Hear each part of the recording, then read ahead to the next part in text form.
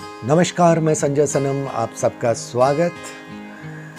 नवरात्रा का उत्सव, माता रानी की भक्ति का शक्ति प्राप्त करने का ये महोत्सव है।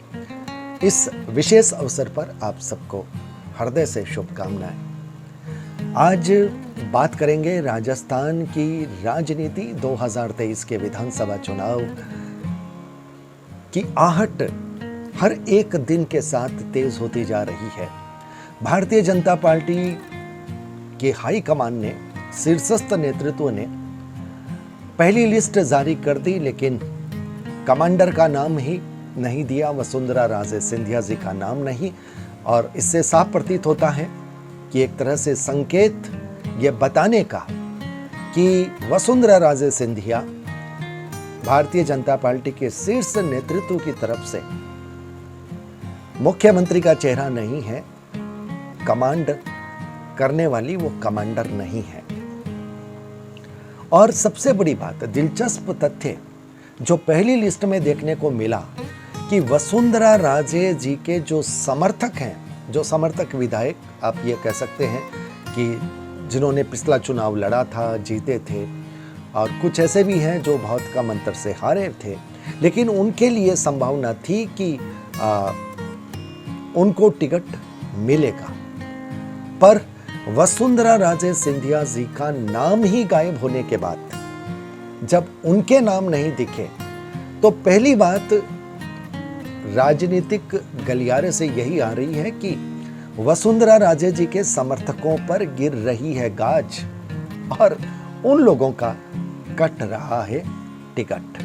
अगर वसुंधरा राजे जी का नाम पहली लिस्ट में आ जाता तो शायद ये आंकलन उस रूप में नहीं होता। इसलिए नहीं होता क्योंकि कुछ लोग ऐसे हैं जो पिछला चुनाव हारे हैं।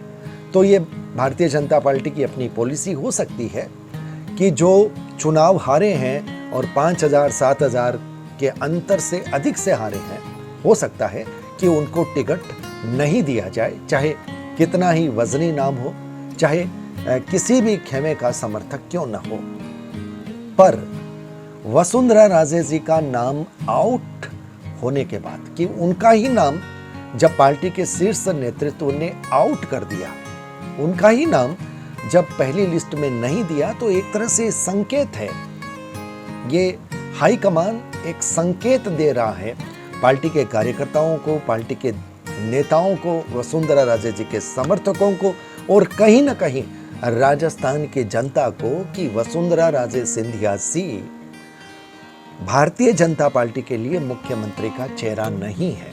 ये एक संकेत समझ सकते हैं, ये एक इशारा समझ सकते हैं। यद्यपि मध्य प्रदेश में भी चुनाव हो रहा है और शिवराज सिंह चौहान का नाम भी तीसरी लिस्ट में आया है, और मध्य प्रदेश की राजस्थान से हम तुलना नहीं कर सकते क्योंकि मध्य प्रदेश में एंटी इनकम्बेंसी है, मामा की सरकार पर एंटी इनकम्बेंसी है, और वहाँ के बारे में ये कहा जा रहा है कि वहाँ पर अगर मामा की जगह किसी और का नाम दे दिया जाता तो भारतीय जनता पार्टी के लिए ये अच्छा होता।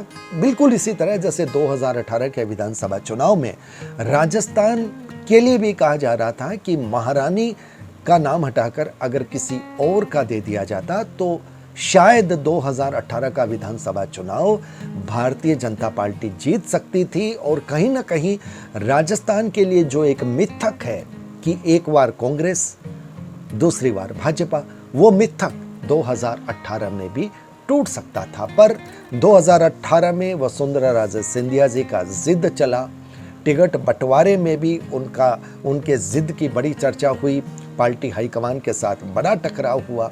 और मुझे लगता है भारतीय जनता पार्टी का शीर्ष नेतृत्व अब जो भी निर्णय ले रहा है, जो कुछ भी ये सीन दिख रहा है आपको, ये जो टकराव दिख रहा है, ये बिल्कुल 2018 के विधानसभा चुनाव ऐन वक्त पर टिकट जब आवंटित की जा रही थी, उस वक्त का जो माहौल था, वो जो परिदृश्य था, भाजपा के शीर्ष नेतृत्व को आप ये कह सकते हैं कि नाको चने चबवा दिए थे महारानी ने।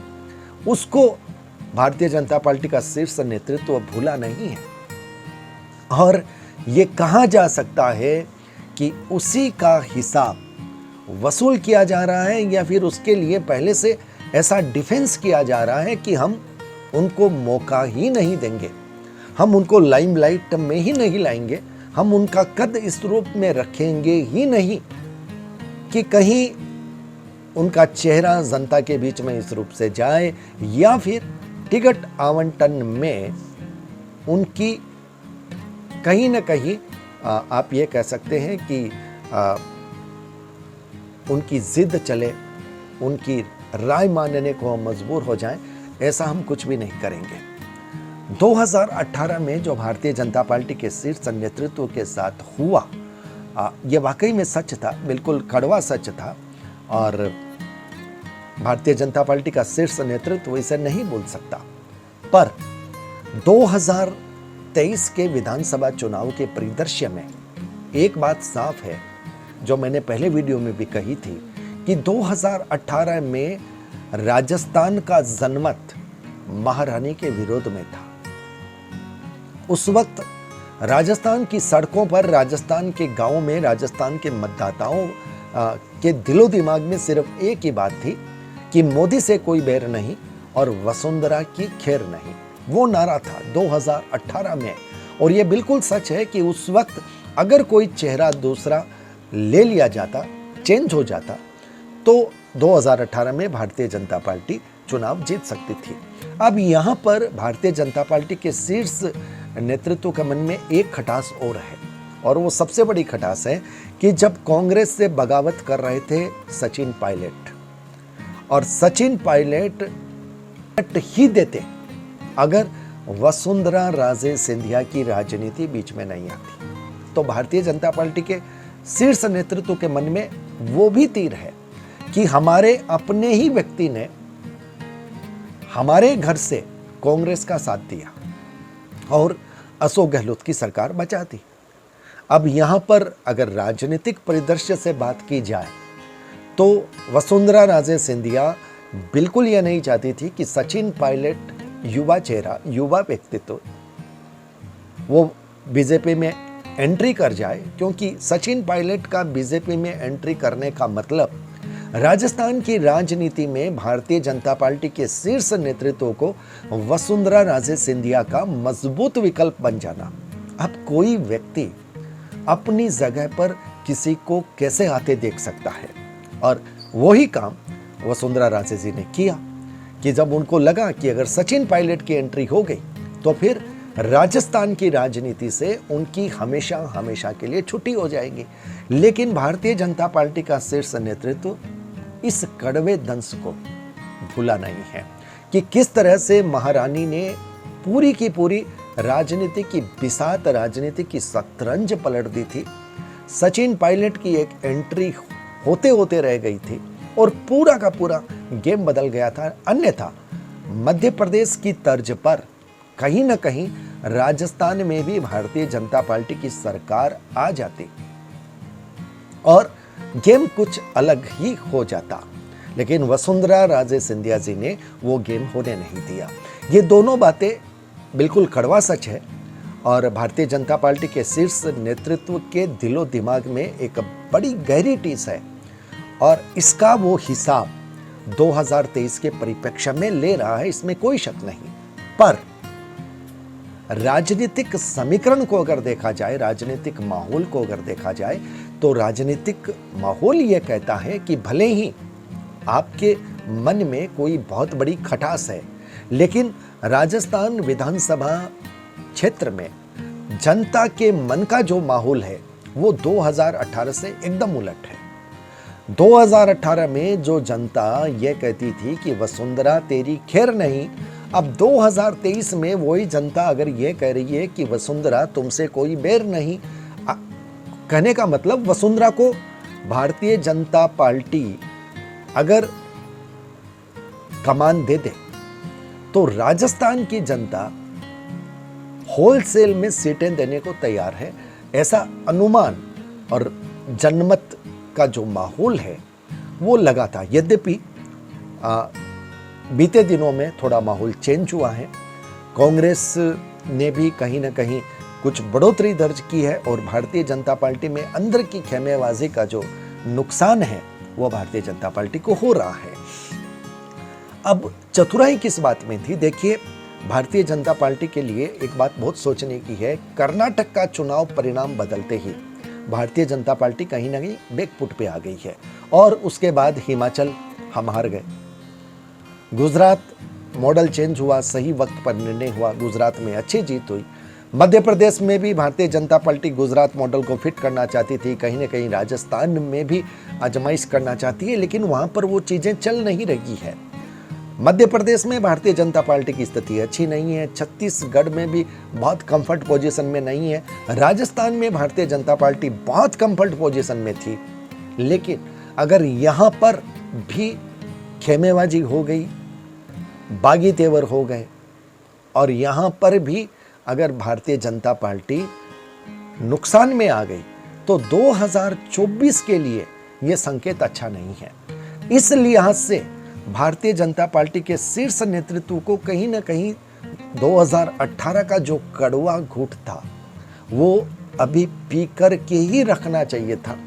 महारानी को किसी न किसी तरह से मनाते, टिकटें अपने हिसाब से सेट करते। कहीं ना कहीं वसुंधरा राजे जी के जो वे समर्थक चेहरे हैं जो बहुत कम अंतर से हारे हैं, जो युवा हैं, जनता के बीच में जिनकी अच्छी राय है, उनको टिकट दिया जाता। कुल मिलाकर भारतीय जनता पार्टी का शीर्ष नेतृत्व भी जिस ईगो की पटरी पर खड़ा हुआ है, महारानी के पास तो ईगो है और सबसे बड़ी बात है कि महारानी के पास खोने के लिए कुछ नहीं है। सत्ता में वो अभी है नहीं, भारतीय जनता पार्टी के राष्ट्रीय उपाध्यक्ष के रूप में है और उनको दिल्ली की राजनीति में जाना नहीं है, उनको राजस्थान की राजनीति छोड़नी नहीं है। तो अगर शीर्ष नेतृत्व महारानी को कहीं ना कहीं साइड लाइन करेगा या उनसे पंगा लेगा तो महारानी के अस्तित्व की बात है और यहाँ पर महारानी निश्चित रूप से दो हाथ करेगी। और सबसे बड़ी बात, उनके अपने समर्थक विधायक, उनकी अपना जो एक टीम का जो एक आप ये कह सकते हैं कि वर्क होता है वो बड़ा मजबूत है। उनके अपने वफादारों की एक बड़ी लिस्ट है, इससे इनकार नहीं किया जा सकता। और भारतीय जनता पार्टी की पहली लिस्ट जो आई है और उसके बाद जिस तरह से बगावती तेवर आए हैं, ये भारतीय जनता पार्टी के लिए अच्छे संकेत नहीं है। मैं ये मानता हूं कि 200 विधानसभा सीट में जो एक पूर्वानुमान चल रहा था 140-45 सीट का, भारतीय जनता पार्टी बड़ी कंफर्ट स्थिति में है और महारानी का नाम आते ही यह और अच्छा हो सकता है। लेकिन अगर ईगो क्रेस होगा और दूसरी लिस्ट आती है और उस लिस्ट में भी अगर बगावती तेवर और बुलंद हो जाते हैं और कहीं ना कहीं महारानी का नाम भी अगर भारतीय जनता पार्टी नहीं देती, क्योंकि बीच में एक खबर थी कि महारानी को ऑफर किया गया था जोधपुर। अब आप ये समझिए कि ये एक तरह से ये था कि अशोक गहलोत जी के साथ केमिस्ट्री अच्छी है, तो जिसकी केमिस्ट्री अच्छी है, जो एक दूसरे के लिए संकट मोचक बने हैं, उन्हीं को आपस में लड़ा दो।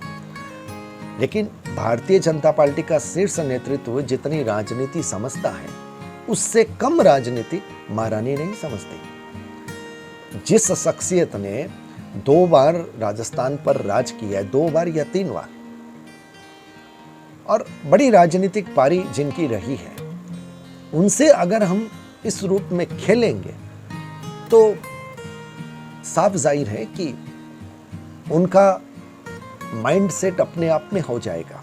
वो अपने आप को माइंड मेकअप में कर लेगी कि उनको आगे करना क्या है। पहली लिस्ट आने के बाद वसुंधरा राजे जी के जो समर्थक हैं, वफादार हैं, ये कहिएगा, उनके बगावती तेवर दिखे हैं। महारानी से उनकी मुलाकात हुई है, लेकिन महारानी अभी खामोश है और ये खामोशी बड़े तूफान का संकेत है। बात एकदम साफ है कि भारतीय जनता पार्टी का शीर्ष नेतृत्व पर कतर रहा है और वफादारों की लिस्ट ऐसा लगता है उनके हाथ में है और उसने ये तय कर रखा है कि हमको अच्छे से पर कतरने हैं, मतलब वफादारों को भी जिता करके नहीं लाना। वफादार अगर जीत करके आ गए और मुख्यमंत्री के चुनाव की जब बात आई तो फिर महारानी का पलड़ा भारी हो जाएगा। और जब पहली लिस्ट में नाम ही नहीं देना तो फिर मुख्यमंत्री पद की तो बात ही नहीं है। एकदम साफ संकेत ये राजनीतिक समीकरण, राजनीतिक माहौल दे रहा है। लेकिन मोटी बात यही है, मैं फिर दोहराना चाहूंगा कि भारतीय जनता पार्टी के लिए यह अच्छा संकेत नहीं है। जनमत के विरोध में नहीं जाना चाहिए। 2018 की बात अलग थी। अगर आप ये हिम्मत 2018 में दिखाते, क्योंकि वहां पर जनमत महारानी के खिलाफ था और 2023 में जनमत महारानी के खिलाफ नहीं है। वहां पर अगर महारानी के पर कतरने की कोशिश होगी, उनके वफादारों के पर कतरने की कोशिश होगी, तो ये भारतीय जनता पार्टी के शीर्ष नेतृत्व को इसका परिणाम बहुत अच्छा, बहुत मीठा मिलने वाला नहीं लगता। बहुत स्पष्ट संकेत इस बात के हैं कि जब जिन प्रदेशों में, अन्य प्रदेशों में चुनाव हो रहा है, वहाँ का राजनीतिक माहौल, वहाँ के राजनीतिक समीकरण, वहाँ की पेचीदगियाँ भी कहीं न कहीं राजस्थान के माहौल को इफेक्ट करेगी। एक प्रदेश आपके लिए कंफर्ट जोन का है, आप उसमें अगर अपने ईगो प्रॉब्लम की वजह से या 2018 का हिसाब चुकाने की वजह से अगर आप कुछ ऐसे निर्णय ले रहे हो जिससे यहाँ का कंफर्ट जोन भी खतरे में आ रहा है, तो साफ जाहिर है कि ये जो प्रदेशों के चुनाव परिणाम है वो 2024 के लिए एक प्लेटफॉर्म बना रहे हैं। मध्य प्रदेश में स्थिति अच्छी नहीं है, छत्तीसगढ़ में चैलेंजिंग है, राजस्थान आपके लिए अच्छा है, लेकिन अगर आप उसको अच्छा नहीं रखेंगे और किसी वजह से अगर ये खिसक गया तो 2024 के समीकरण बहुत खराब हो जाएंगे। और बड़ी बात, जो कुछ बड़े काम आपको करने हैं वहां पर राज्यसभा में आपका बहुमत होना चाहिए, और राज्यसभा में भी अगर ये प्रदेश आप हार जाओगे तो राज्यसभा का आंकड़ा भी आपका गड़बड़ा जाएगा। तो कुल मिलाकर भारतीय जनता पार्टी अगर इस अंदाज में राजस्थान की राजनीति को करती है तो ये भारतीय जनता पार्टी के शीर्ष नेतृत्व के लिए अच्छे संकेत नहीं है। राजस्थान जीतना उतना मुश्किल नहीं है, क्योंकि अभी भी अच्छा गैप लोग बता रहे हैं, पर ये गैप कहाँ तक कायम रहेगा। और महारानी ने अगर खुलकर बगावत कर ली तो फिर बहुत अंतर हो सकता है। और सब जानते हैं कि महारानी की अशोक गहलोत जी के साथ जो केमिस्ट्री है, कहीं ऐसा ना हो फिर गहलोत जी महारानी को समर्थन दे दे या महारानी गहलोत को समर्थन दे दे और भारतीय जनता पार्टी खेल देखती रह जाए। ये संभावनाएं भी बन सकती है। एक बार पुनः मैं अपनी ज्योतिष की उस प्रश्न गणित में फिर आ रहा हूं जो कुछ दिनों पहले मैंने दी थी, और महारानी वसुंधरा राजे जी उसमें मुख्यमंत्री बनने की संभावना प्रबल प्रतीत हो रही थी। तो मैं फिर कहूंगा, जिसके सितारे साथ दे रहे हैं उनसे टकराना बिल्कुल नहीं चाहिए, उनके साथ में रहना चाहिए। बिल्कुल स्टॉक मार्केट की तरह कि जैसे ट्रेंड दिखो, ट्रेंड को फ्रेंड समझो, जैसा आप ट्रेंड देखते हो आप उधर चल लो। ठीक उसी तरह से राजनीति में और जिंदगी के हर क्षेत्र में जिसके सितारे बुलंद दिखते हो उनसे टकराओ मत, उनके साथ रहो। साथ रहने में आपकी भलाई है, टकराने से आप उनसे जीत नहीं पाओगे। ये सीधा सा समीकरण निकल के आ रहा है। तो दोस्तों, एक बार फिर से नवरात्रि में माता के इस परम उत्सव की आप सबको बहुत बहुत शुभकामनाएं। माता की कृपा हम सब पर बनी रहे, सबको सद्बुद्धि आए। और सबसे बड़ी बात कि जिन जिन प्रदेशों में चुनाव हो रहे हैं, जो भी प्रतिनिधि आए चुन करके, वे बड़े ईमानदार हों, जनता के प्रति ईमानदार हों, कर्तव्यनिष्ठ हो और उनसे जनता का भला हो, प्रदेश का भला हो। इन्हीं शुभकामनाओं के साथ वीडियो अगर अच्छा लगा हो तो लाइक कीजिएगा, शेयर कीजिएगा। चैनल पर अगर नए आए हो तो सब्सक्राइब करना बिल्कुल मत भूलिएगा। बहुत बहुत आभार। नमस्कार।